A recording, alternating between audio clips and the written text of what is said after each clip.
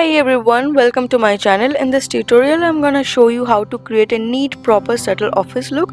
I suppose this makeup lesson will also be helpful to people going for job interview, work or college going people.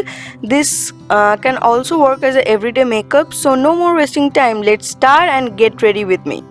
I'm starting off with this Maybelline Master Prime. This is a very lightweight, creamy formula which blends easily and feels non-greasy on skin. It has that lotion-like consistency that just melts into the skin, blurring out all the pores and getting your skin ready for the base. I'm just massaging it thoroughly into the skin so that it looks seamless and well blended. The next I have chosen this Maybelline Dream Satin Liquid Foundation as it gives a very natural satin finish, and a medium to buildable coverage becomes extremely useful in covering the acne marks and the redness I am having currently. I like spreading the foundation in small dots all over my face before blending so that it looks even and not patchy. Here I am using a kabuki brush to blend it out, as I feel in this way we can get a better coverage since beauty blenders tend to absorb a certain amount of product while blending. Don't put too much pressure while blending your foundation, it might just shear down the coverage you are expecting. I use a dabbing motion to blend it gently as I don't like the stroke marks sometimes the brush leaves while swiping. Don't forget to cover your neck, ear and the hairline while applying a foundation so that it kinda looks one and seamless, otherwise it must just look unnatural. Here I am applying a second layer. Many of you prefer a BB or a CC cream or sometimes a tinted moisturizer replacing the foundation.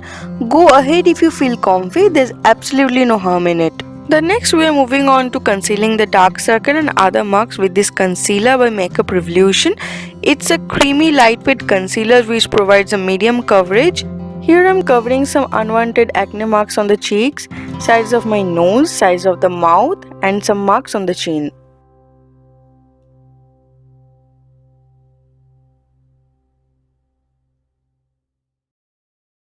I will use my finger in a dabbing motion to blend it out. As you can see, this product is extremely blendable and melting into the skin like anything. Don't put any pressure while blending your concealer. Doesn't matter if you are blending with a sponge or a finger or whatever. If you put pressure, it might just move the foundation underneath and it will end up in a messy state covering it up. Just keep spreading the color by dabbing it gently till there is no patchiness, and that itself will blend it out, leaving no harsh lines behind.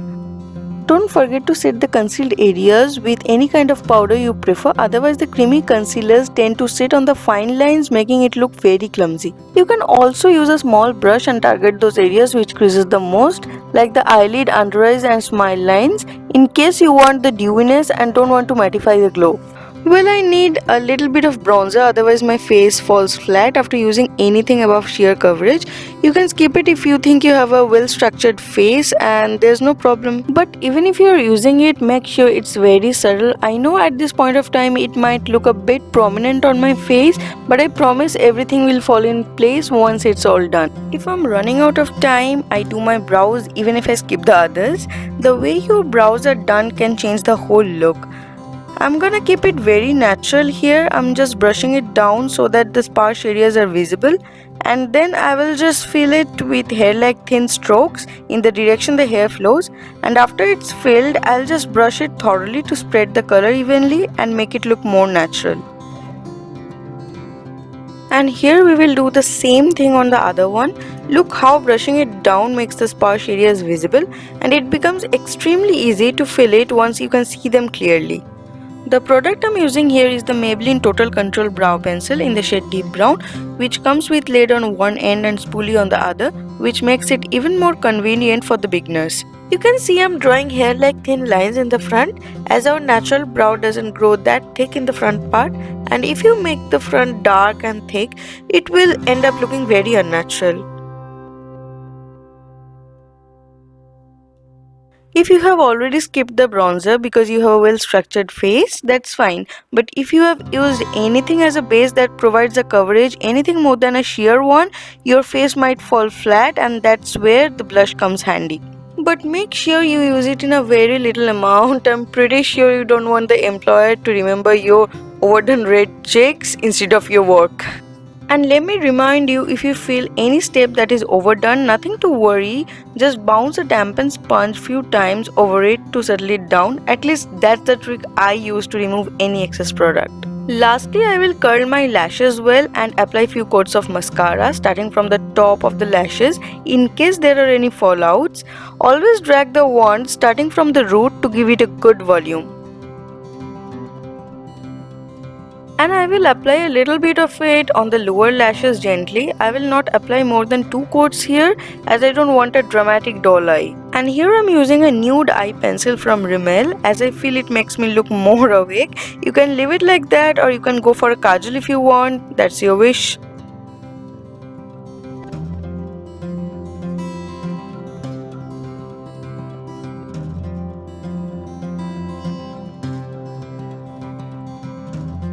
The next comes the highlighter.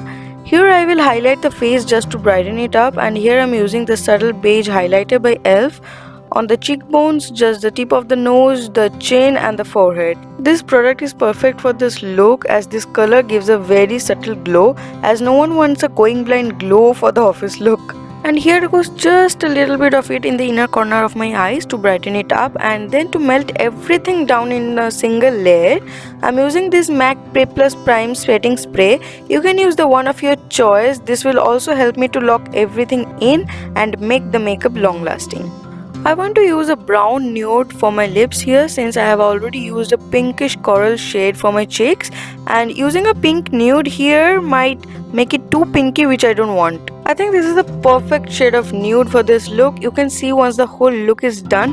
The shade I'm using here is Bittersweet from the L'Oreal Infallible range. This makeup might look a bit different or a bit loud in the studio light, but don't worry, I'll also show you how it looks in the natural light once the styling is done. For the hairdo, I'm dividing it in small sections and securing the top part with a clutcher, and then we'll straighten it part by part starting from the bottom sections and then gradually moving towards the top. And once it is done, I will tie a loose tail at the back.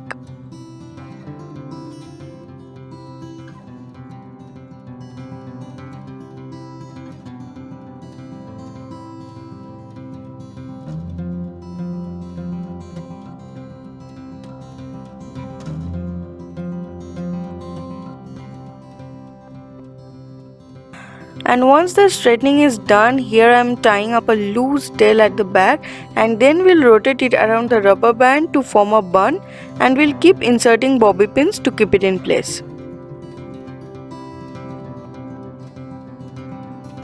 Once the bun is made, just pull few strands of hair from the top slightly to give it an effortless look, and the hair is done.